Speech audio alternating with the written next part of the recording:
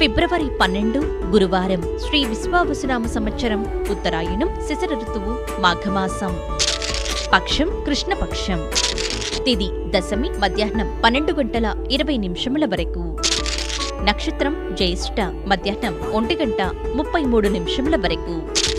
అమృత ఘడియలు లేవు. రాహుకాలం మధ్యాహ్నం 1:56 నుండి 3:21 వరకు.